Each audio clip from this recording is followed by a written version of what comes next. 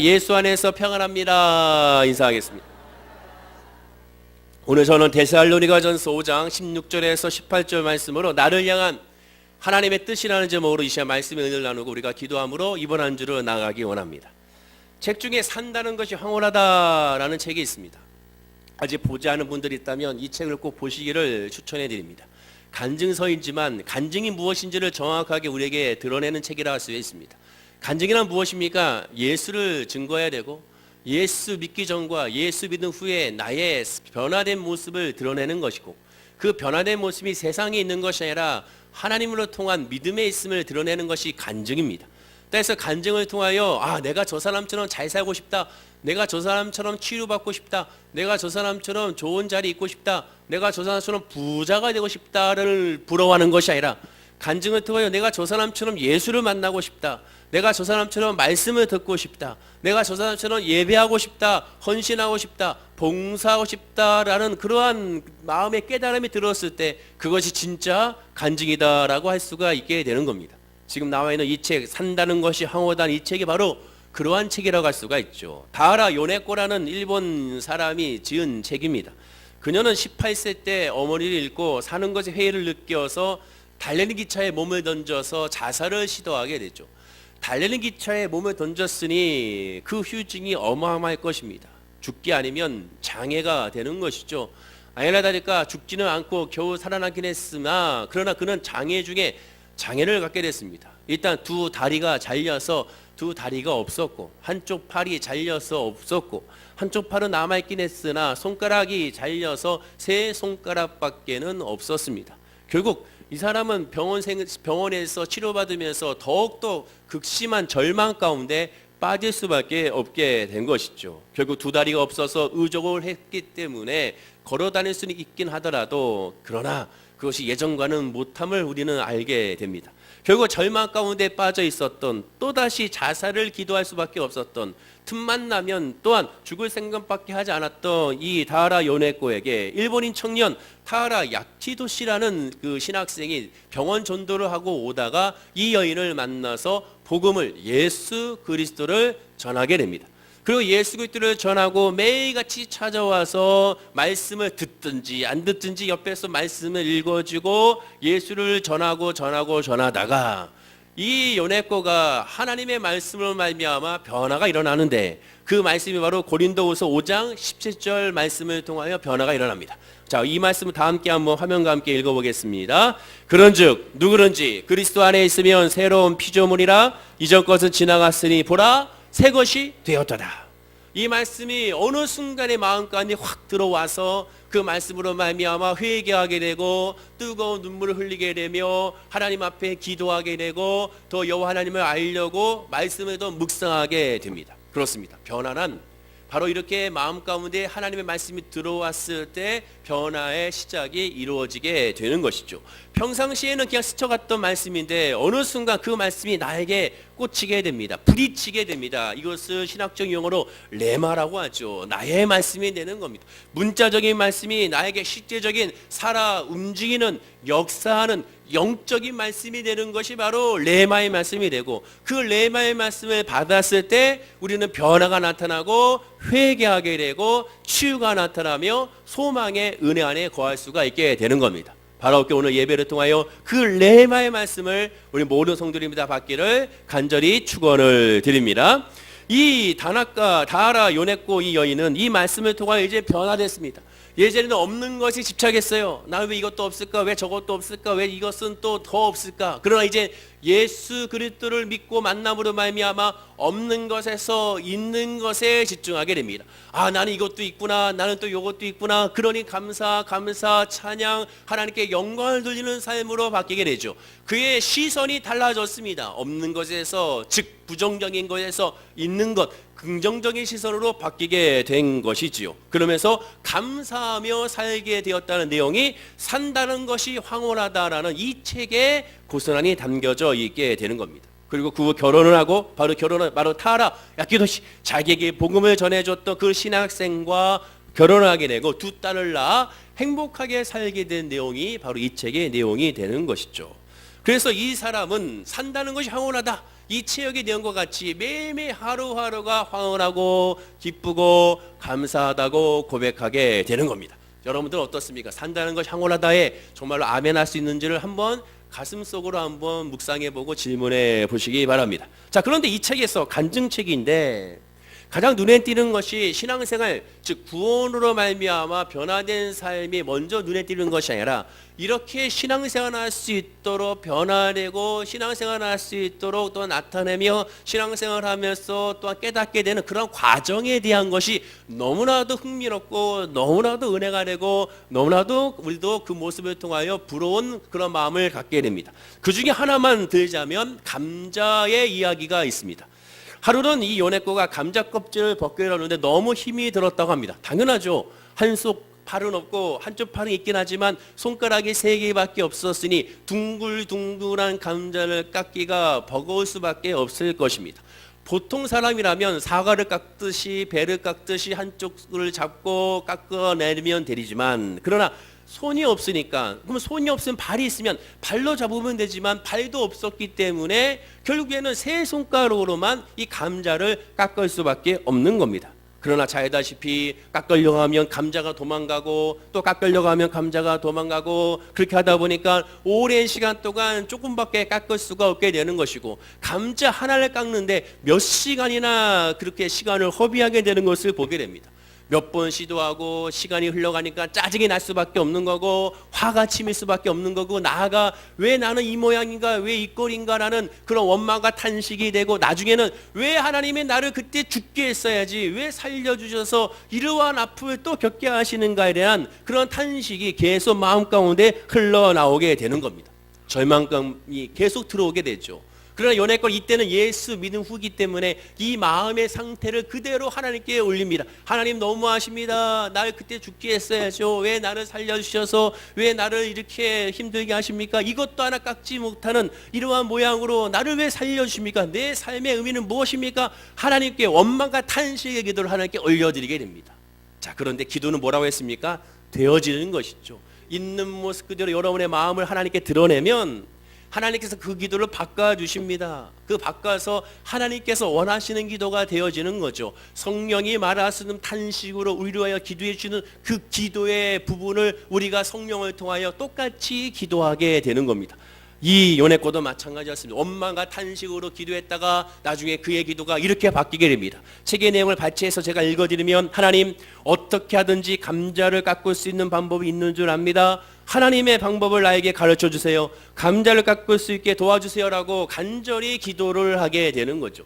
처음에 원망과 탄식이었다가 나중에는 이것을 깎을 수 있도록 나에게 지혜를 주세요. 이것을 깎을 수 있도록 나에게 방법을 알려주세요. 이것을 깎을 수 있도록 나에게 힘을 주세요라고 하나님께 기도를 하게 되는 것이죠. 처음에 있었던 마음의 분노가 차근차근 이제는 그 기도를 통하여 분노가 가라앉고 마음 가운데 평안이 밀려오게 됩니다. 그러다 갑자기 아이디어가 딱 하고 떠오르게 되는 거죠. 그럼 그 아이디어가 무엇이었는가? 굉장히 간단한 아이디어였습니다. 여러분들이라면 어떻게 하겠습니까? 감자를 깎아야 되는데 3손가락밖에 없다면 여러분들은 어떻게 감자를 깎으실 것인가요? 저는 이 책을 보면서 나 같으면 어떻게 할까 고민하다가 저 같았으면 감자를 들고 가서 어떠한 모서리에 그것을 가지고 와서 모서리에다 갖다 놓고 깎으면 되지 않을까, 저는 이런 생각을 했습니다.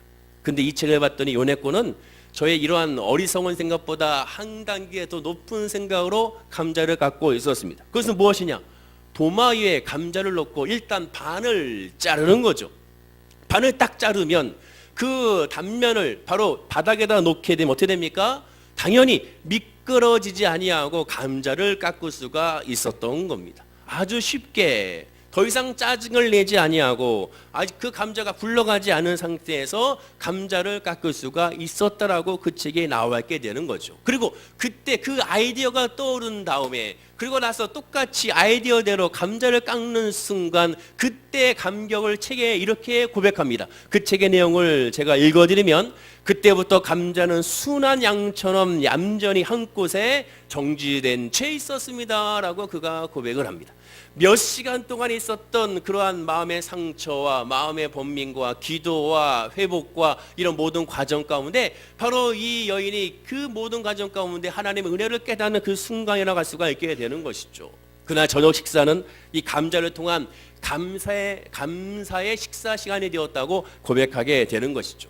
오늘 본문을 보면 하나님의 성도들로 데살로니가전서 5장 18절에 이렇게 말씀합니다. 우리 다 함께 한번 읽어볼까요? 자, 시작. 범사에 감사하라. 이것이 그리스도 예수 안에서 널 향하신 하나님의 뜻이니라 라고 말씀합니다.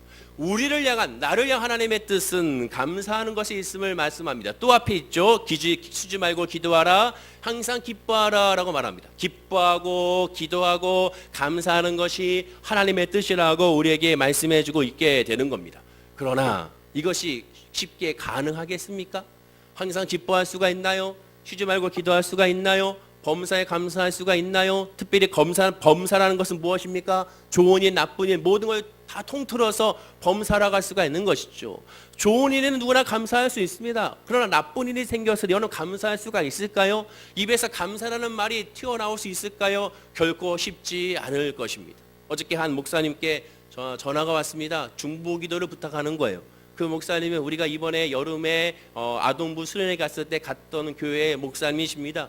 목사님께서 전화를 주셔서 중보기도를 부탁하는데 중보기도의 부탁 내용은 거기에서 심호하시는 한 장로님의 이야기였습니다.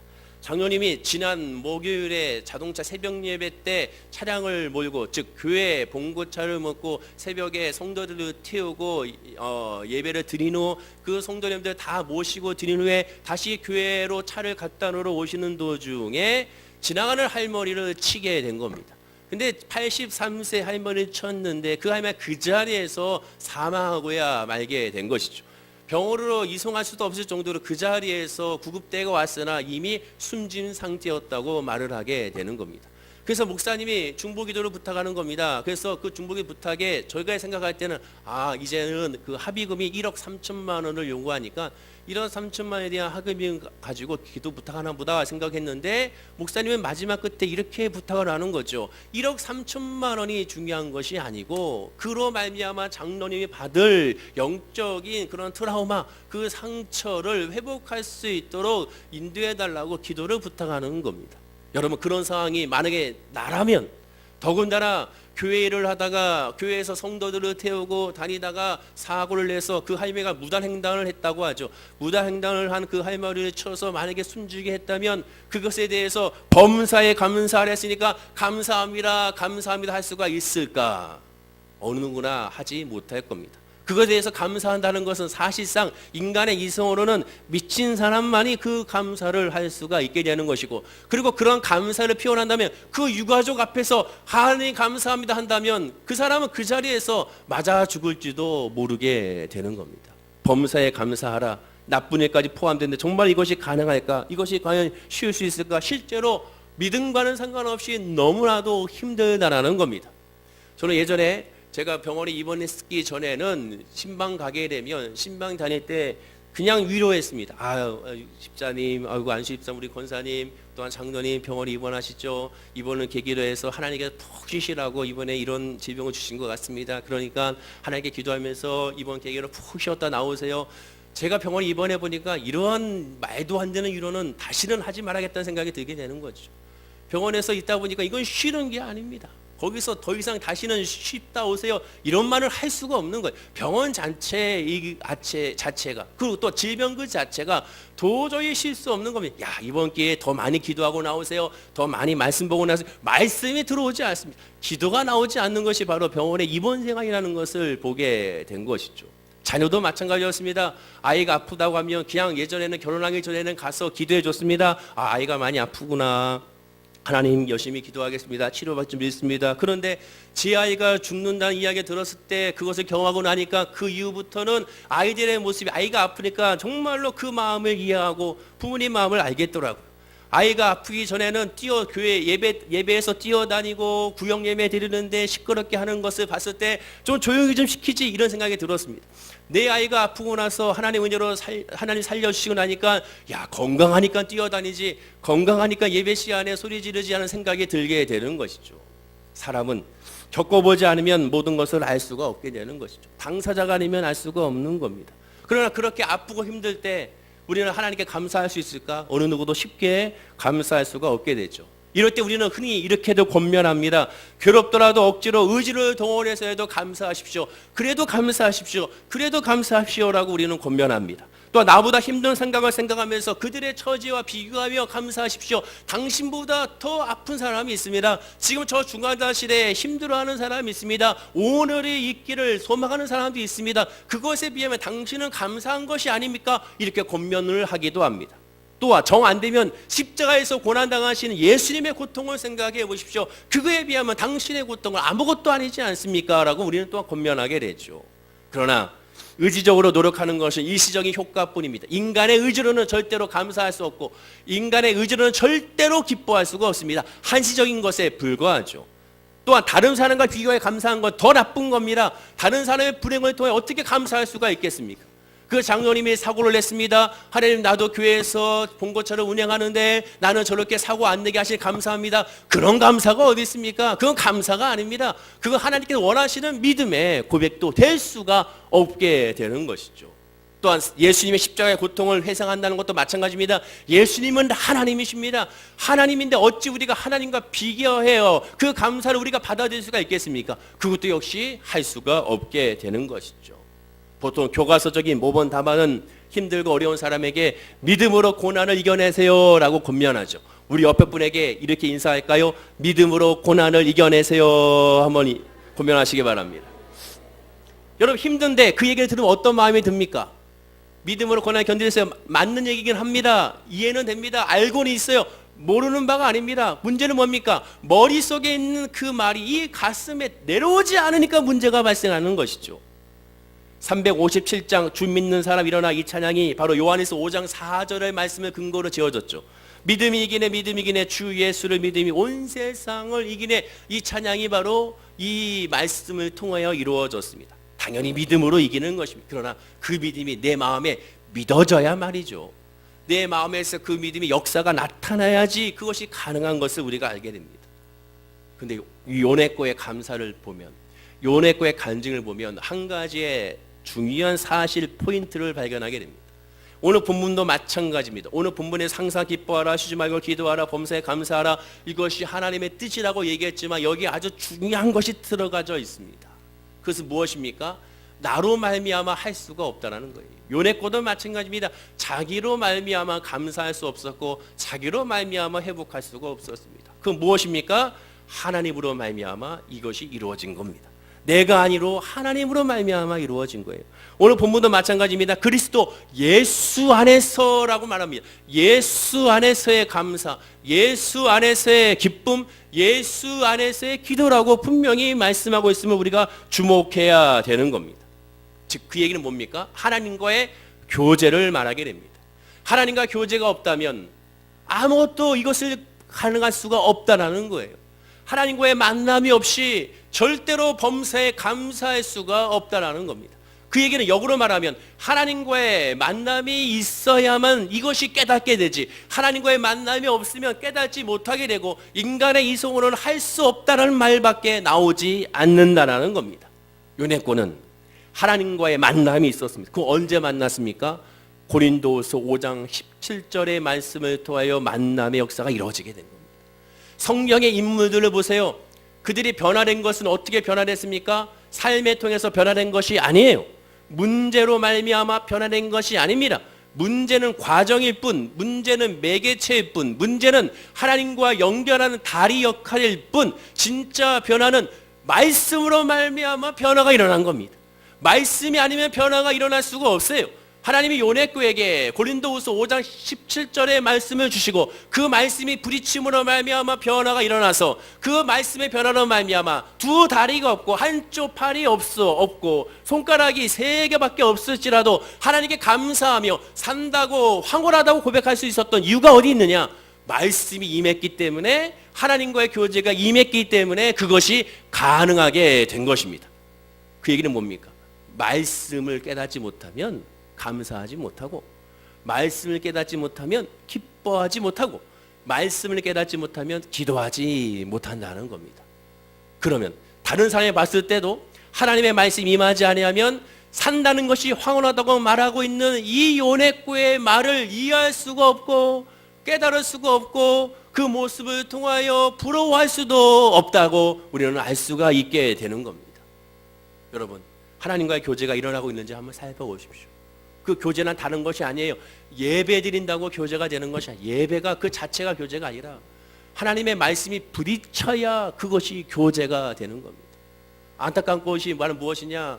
오늘날의 많은 성도들 가운데 찬양을 너무 좋아해요. 찬양은 좋아요. 근데 찬양은 하나님의 말씀을 듣기 위한 찬양입니다. 그리고 하나님을 만난 사람은 하나님을 더 힘써 알기를 원합니다. 아, 하나님이 어떤 분일까? 하나님 어떻게 역사하실까? 하나님은 이것에 대해서 무슨 말씀을 하실까? 하나님에 대해서 더 알고 싶어 합니다. 하나님이 더 알고 싶어 하는 것이지 찬양을 더 부르고 싶은 것이 아니, 그것은 노래에 불과합니다. 감정에 불과합니다. 진짜 주님을 만난 사람은 하나님을 알고자 합니다. 하나님을 알고자 하기 때문에 생전 보지 않았던 말씀을 읽게 됩니다. 생전 재미없었던 말씀에서 달고 오묘하다는 하나님의 말씀의 은혜를 깨닫게 되고 그 말씀의 신비에 그 복음의 비밀을 알므로 말미암아 기뻐하게 되고 감사하게 될 수가 있게 되는 겁니다. 말씀이 없으면 아무것도 이루어지지가 않아요. 하나님께서 천지 창조를 어떻게 창조하셨습니까? 말씀으로 창조하셨어요. 구약시대에서 이스라엘의 백성들이 회개하지 않고 이방 신상들을 섬겼을 때 그들이 회개하고 종교개혁을 일으켰던 그 근본의 이유가 어디였습니까? 하나님의 말씀, 율법책이 발견되고 그 율법책을 남녀노소가 읽었을 때 그들이 회개하게 되고 말씀이 들어왔을 때 하나님의 뜻을 알게 되고 그 말씀이 들어왔을 때 하나님의 길을 가게 되며 그 말씀이 임했을 때 환경을 바라보는 것이 아니라 주님을 바라보고 그 주님을 바라보므로 감사하게 되고 평안하게 되고 소망을 품게 되고 비전 안에서 기뻐할 수가 있게 되는 겁니다. 그러므로 말씀을 가까이 가야 됩니다. 여러분에게 인사하겠습니다. 말씀을 가까이 합시다. 인사하시기 바랍니다. 사도 바울을 보십시오. 사도 바울 같은 경우도 마찬가지였습니다. 그가 예수 그리스도의 믿음 안에 있기 전에는 그는 하나님의 은혜 안에 있는 사람이라고 착각했습니다. 자기는 하나님을 잘 믿는 사람이라고 착각했어요. 하나님의 믿음 안에서 잘하고 있다고 착각을 했습니다. 그러나 예수를 만나고 나서는 그의 삶은 완전히 달라졌습니다. 어떻게 달라졌습니까? 고린도후서 11장 23절과 27절에 그가 이렇게 고백합니다. 좀 길긴 하지만 이 말씀 다 같이 우리 한번 합독하겠습니다. 자, 시작. 그들이 그리스도의 일꾼이냐 정신없는 말을 하거니와 나는 더 그러하도다. 내가 수고를 넘치도록 하고 옥에 갇히기도 더 많이 하고 매도 수없이 맞고 여러 번 죽을 뻔하였으니 유대인들에게 40에서 하나 감한매를 5번 맞았으며 3번 태장으로 맞고 1번 돌로 맞고 3번 파선하고 일주야를 깊은 바다에서 지냈으며 여러 번 여행하면서 강의 위험과 강도의 위험과 동족의 위험과 이방인의 위험과 시내의 위험과 광야의 위험과 바다의 위험과 거짓 형제 중의 위험을 당하고 또 수고하며 애쓰고 여러 번 자지 못하고 주리며 목마르고 여러 번 굶고 춥고 헐벗었노라라고 고백합니다. 사도 바울이 예수 믿은 후에 삶이 어땠습니까? 잘 먹고 잘 살았나요? 인간의 눈으로 육신의 눈으로 봤을 때는 잘 먹고 잘 살지 않았습니다. 결론이 뭡니까? 여러 번 굶고 춥고 헐벗었노라 목마르고 줄이고 자지도 못하고 수고하고 애쓰기만 했다라고 표현하지 않습니까? 그러면 사도 바울이 비참한 삶을 살고 있는 고백입니까? 전혀 아닙니다. 그에게는 여러 가지 많은 시험과 환난의 육체적인 피곤함이 있을지 몰라도 그것이 자기에는 아무런 의미가 없다고 말합니다. 11장 30절에 그가 이렇게 고백합니다. 다 함께 읽겠습니다. 큰 소리로 시작. 내가 부득불 자랑할진대 내가 약한 것을 자랑하니라. 예수를 만나고 나서 그가 깨달았습니다. 하나님의 말씀을 듣고 나서 그가 변화된 겁니다. 그 변화가 뭡니까? 약한 것이 자랑하게 된 겁니다. 왜? 약해야 주님을 의지하게 되고 연약해야 주님을 바라보게 되고 우리 성가대 찬양처럼 미련해야 하나님을 더욱더 바라볼 수 있는 믿음의 모습이 생길 수가 있기 때문에 그렇습니다. 그리고 내가 하는 것이 아니요 주님이 하는 것을 깨닫기 때문에 주님을 바라봤을 때 모든 것이 이루어짐을 비로소 고백하는 그 고백이 바로 사도 바울의 고백이었습니다. 공동번역으로 보면 내가 구태여 자랑을 해야 한다면 내 약점을 자랑하겠습니다. 세상 사람들은 자기의 잘남을 자랑하죠. 그러나 이 사람이 자랑하는 것은 약점을 자랑합니다. 약점을 자랑한다면 뭡니까? 결국 예수를 자랑한다는 겁니다. 내가 이 약점이 있으니 나는 예수님을 의지할 수밖에 없습니다. 나의 이 부족함이 있으니 난 그래서 예수를 의지합니다. 난 이렇게 미련하니 예수 그리스도의 지혜를 의지합니다. 그 고백이 바로 진짜 간증이고 진짜 간증이고 진짜 복음이고 진짜 찬양이고 진짜 예배가 되는 겁니다. 요네코의 책을 보면 거기 세상적인 간증은 단 하나도 드러나 있지 않습니다. 처음부터 끝까지 예수 그리스도를 믿은 자기의 믿음의 변화를 드러냅니다.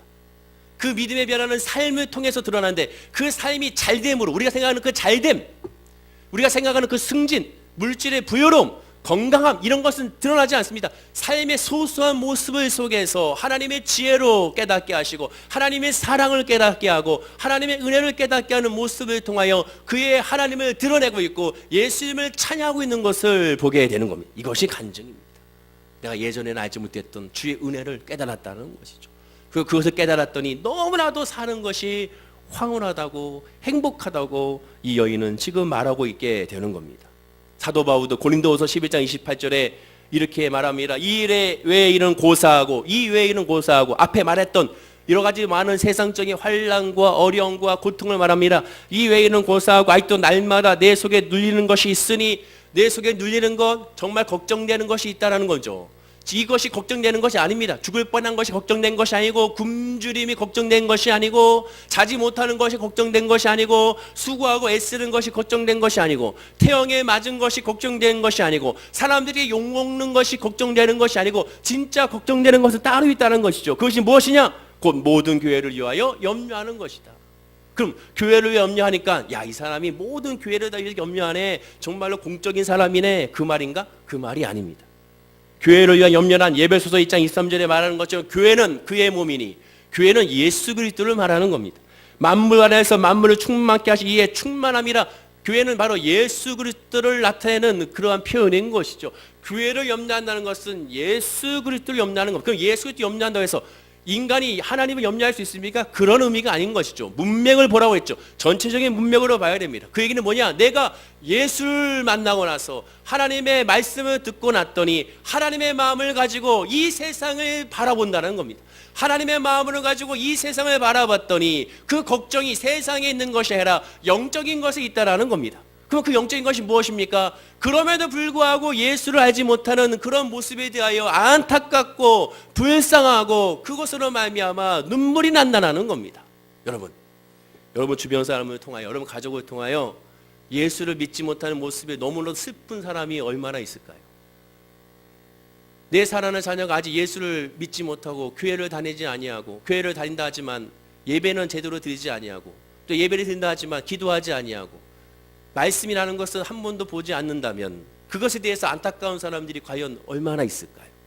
영어 열심히 공부하고 수학 열심히 공부하고 영어서 공부해서 1등 상 다 받아오는 것은 기뻐하지만 그 사랑하는 자녀들이 하나님의 말씀을 보고 하나님의 말씀을 암송하고 하나님을 더 알고 싶다고 열심히 책을 찾아보고 유튜브를 찾아서 여러 가지 강의를 듣는 그런 모습을 보고 야, 이거 한 시간에 공부를 해야지라고 혹시라도 말하고 있지는 않은지요. 정말 안타까운 것은 사도 바울이 그걸 말하는 겁니다. 아, 예수를 알지 못하고 예수를 믿으면 되는데 예수 그때 믿음 안에 있으면 풀리는데 성령 받으면 되는데 그것을 깨닫지 못하는 것, 그것이 예수님의 마음이었고 예수님의 눈물이었고 예수님의 슬픔이었습니다. 예수님이 십자가에서 십자가를 지고 올라갔을 때 수많은 사람들이 울었잖아요.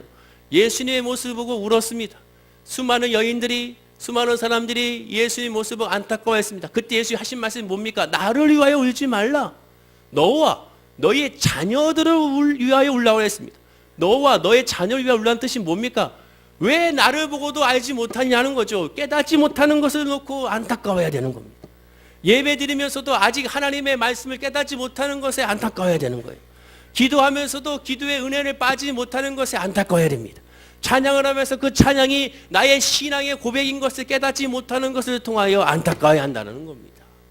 그것이 우리의 정말로 안타까워하고 염려하며 기도하는 우리들의 믿음의 모습이 되어야 한다고 말씀하게 되는 것이죠. 요네코는 감자를 반으로 쪼개나는 하나님의 말씀을 받았습니다. 즉 지혜로 받은 거죠. 그것으로 말미암아 이 모든 것을 하나하나 해결해 나가는 것을 통하여 하나님의 놀라운 사랑을 깨닫게 된 겁니다. 우리도 마찬가지입니다. 우리도 하나님의 믿음 안에서 그 믿음을 바라보고 나에게 그런 은혜를 달라고, 그런 깨달음을 달라고, 그런 믿음을 달라고 우리는 한없이 사모하고 그 믿음을 하나님께 구하고 간구하는 것, 그것이 우리의 예배가 되어야 하는 겁니다. 본문 18절 다시 한 말씀 한번 읽어보겠습니다. 자, 화면과 함께 읽어볼까? 18절 말씀. 자, 시작. 범사에 감사하라. 이것이 그리스도 예수 안에서 너희를 향하신 하나님의 뜻이라. 너희를 향하신 하나님의 뜻이라. 하나님의 뜻은 처음부터 끝까지 우리와 함께하는 교제입니다. 교제는 뭡니까? 말씀을 주고받는 거예요. 하나님께 늘 기도로 주고받는 겁니다. 말씀으로 주고받는 거. 하나님은 나에게 어떻게 할까요? 내가 무엇을 해야 될까요? 나에게 알려주십시오. 나에게 깨달음을 주십시오. 나에게 은혜를 주십시오. 나에게 소망을 주십시오. 나에게 지혜를 주십시오. 이 모든 환난에서 이길 수 있는 지혜를 주십시오. 이길 수 있는 힘을 주십시오. 주의 말씀을 주십시오라고 하나님께 끊임없이 교제하는 겁니다. 그런 교제 가운데 하나님께서 우리에게 성령을 통하여 지혜를 주시고 성령을 통하여 만날 수 있는 사람을 만나게 하여 주시고 환경을 열어주시고 그것을 통하여 살아계신 하나님을 다시 한번 깨달아 알게 되는 겁니다. 그것을 깨달았을 때 요네꽃처럼 산다는 것이 황홀하다라는 고백을 할 수가 있게 되는 것이죠. 육신의 눈으로는 절대로 이것은 이해할 수가 없습니다. 늘 강조하지만 여러분들이 이 주일날 예배 드리는 거 믿지 않는 사람들에게 어떻게 그것을 설명할 수가 있겠습니까? 믿지 않는 불신자들에게 이것을 설명할 수가 없습니다. 그러면 그들에게 설명할 수 있는 가장 좋은 길은 뭡니까? 그들이 예수를 만나면 해결되는 거죠. 그래서 우리가 무엇을 해야 되면 그를 위하여 그래서 기도하는 겁니다. 내가 할 수 없사니 주여 그들의 마음을 열어주셔서 하나님의 믿음을 깨달아 이 예배의 은혜를 알게 하시고 하나님의 섬기는 은혜를 알게 하시고 맡기는 은혜를 알게 하시고 하나님의 길의 형통함을 알게 해달라고 기도하는 것이 저와 여러분의 기도고 예배가 되어야 될 줄로 믿습니다. 자, 그런데요, 여기 마지막으로 보면 오늘 본문에서 하나님의 기쁘신 뜻의 순서가 어떻게 되는지 한번 보십시오. 데살로니가전서 5장 16절에 항상 기뻐하라라고 먼저 나오고요. 기뻐한 다음에 기도하라가 나오고 감사하라라고 나오는 것을 보게 됩니다. 기뻐하는 것이 먼저고 마지막에 감사인 것을 보게 되는 것이죠. 즉 예수 안에 있으면 말씀을 받게 되면 제일 먼저 깨달을 것이 뭐냐? 기쁨인 겁니다. 기쁨과 평안함이 우리 마음 가운데 밀려오게 되는 것이죠. 이 기쁨은 세상에 주는 것이 아니라고 하지 않습니까? 하나님이 주시는 기쁨이 우리에게 먼저 밀려옵니다. 그러면 그 기쁨이 임하게 되면 뭐가 되느냐? 기도하고 싶어집니다. 아, 내가 좀 더 기도하고 싶다. 내가 좀 더 부르짖고 싶다라는 마음이 내 마음에 솟구치게 되죠. 그리고 그 마음으로만 기도했을 때 나도 모르게 아무것도 이루어지지 않았지만 감사가 넘쳐나게 되는 겁니다. 요네코가 기도했더니 갑자기 없던 다리가 생기고 기도했더니 갑자기 팔이 생기고 기도했더니 없던 또한 이 손가락이 생기는 것이 아닙니다. 지금 있는 이 상황 가운데 하나님의 역사하심을 깨닫게 되고 그 하나님의 역사하심을 깨닫는 순간 이로 말미암아 만족함을 누리는 것이 그것이 믿음이고 그것이 은혜고 그것이 소망임을 우리가 기억해야 될 줄로 믿습니다. 사랑하는 성도 여러분들, 여러분들이 기뻐하기 위해서는 기도하기 위해서 감사하기 위해서는 말씀을 받아야 됩니다. 말씀이 없으면 아무것도 안 돼요. 그러므로 성경 육신권을 비롯한 모든 말씀, 예배 시간의 말씀, 여러분 구역 예배를 비롯한 새벽 예배, 수예배, 금요예배, 저 여러분들의 또한 텔레비전에서 나오는 기독교 방송에서 나오는 말씀들을 그냥 듣지 마시고 사모하는 심령으로 들으셔야 됩니다. 주여 나에게 말씀하옵소서. 저분을 통하여 나에게 말씀하옵소서. 내가 이 시간에 성경을 봅니다. 이 성경을 통하여 나에게 말씀하옵소서. 내가 어떠한 책을 봅니다. 이 책을 통하여 나에게 말씀하옵소서. 그리고 그것이 하나님의 음성이고 말씀인 걸 내가 깨닫게 해달라고 기도하게 되면 그 간절함에 하나님께서 분명히 응답하시고 그 마음에 하나님의 은혜와 평안함을 부어주시게 될 줄로 믿습니다. 결론을 맺습니다. 하나님의 뜻은 다른 것이 아닙니다. 하나님의 음성을 듣는 것, 하나님과의 교제를 의미하게 됩니다. 사실 이 예배 자체가 하나님과 교제가 되는 것이죠. 그렇다면 하나님 앞에 나왔다면 온전한 교제를 통하여 온전한 말씀을 통하여 정말로 새 힘을 얻고 그 새 힘으로 이번 한 주도 승리하는 우리 성도님들이 다 되어야 될 줄로 믿습니다. 옆에 분에게 인사하겠습니다. 하나님의 말씀에 집중합시다. 인사하겠습니다. 한 번 더 인사하겠습니다. 하나님의 말씀을 사모합시다. 인사하시기 바랍니다. 기도하겠습니다. 아버지 하나님, 오직 하나님의 말씀에 집중하고 하나님의 말씀을 사모함으로 말미암아 주의 말씀으로 힘을 얻고 주의 말씀으로 기뻐하는 우리 성도님들이 되게 하여 주옵소서. 주님 앞에 나왔지만 아직 예수 그리스도의 은혜를 깨닫지 못하고 성령의 충만함을 알지 못하는 분들이 있습니까? 주여 믿을 때 성령 받게 하여 주시고 믿을 때 예수 그리스도의 말씀에 의지하여 믿게 하여 주시옵시고, 그 믿음의 은혜가 무엇인지, 그 믿음의 평안함이 무엇인지, 그 믿음의 기쁨이 무엇인지, 그 믿음의 소망이 무엇인지를 깨달아 알아갈 수 있도록 사랑하는 우리 성도님들이 한없는 은혜를 부어 주시옵소서. 그저 왔다가 그저 돌아가는 심령 단 한 심령도 없게 하여 주시옵시고, 요네 것처럼 하나님을 만남으로 말미암아 감격하고 기뻐하게 하여 주시고, 사도 바울처럼 예수를 만남으로 말미암아 그의 삶이 주님의 길을 걸어가는 삶이 될 수 있도록 우리를 인도하여 주시옵소서. 감사드리며 예수님의 이름으로 기도드립니다. 아멘. 우리 말씀은